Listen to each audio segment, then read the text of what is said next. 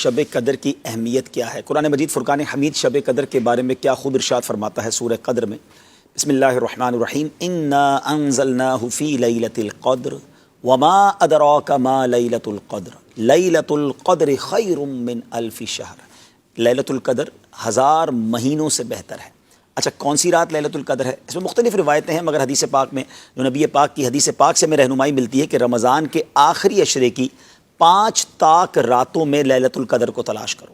لیلۃ القدر کو پانے کا ایک بڑا پیارا طریقہ اعتکاف، کہ جس میں کوئی آخری عشرے کا اعتکاف کر لے تو اس میں کوئی نہ کوئی رات لیلۃ القدر ہوگی، اور انشاءاللہ وہ اس رات مسجد میں ہوگا تو اسے برکتیں مل جائیں گی۔ لیکن ہم میں سے بہت سارے وہ جو اعتکاف نہیں کر پائیں گے یا نہیں کر سکتے۔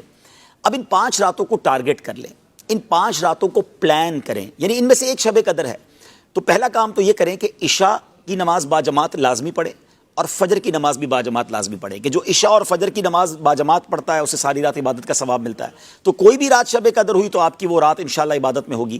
تراویح ضرور پڑھیں، اور ہو سکے تو اس میں صلاۃ التسبیح بھی ادا کریں، کم از کم سورہ ملک کی تلاوت کریں، اور کچھ اس میں ایک حصہ رات میں قرآن کی تلاوت کریں۔ یعنی اس پلاننگ کے ساتھ کریں کہ 5 راتوں میں کوئی بھی شب قدر ہوئی تو میری نماز بھی اس میں آئے گی، میری تلاوت بھی آئے گی۔ درود پاک کا کوئی ہدف رکھ لیں کہ کم از کم 313 بار اس رات میں درود پاک پڑھ لوں گا، ایکسٹرا صلاۃ الحاجات صلاۃ التوبہ پڑھ لیں۔ ایک اور کام کریں جو نارملی مس ہو جاتا ہے، وہ یہ ہے کہ ان 5 راتوں میں صدقہ و خیرات کریں۔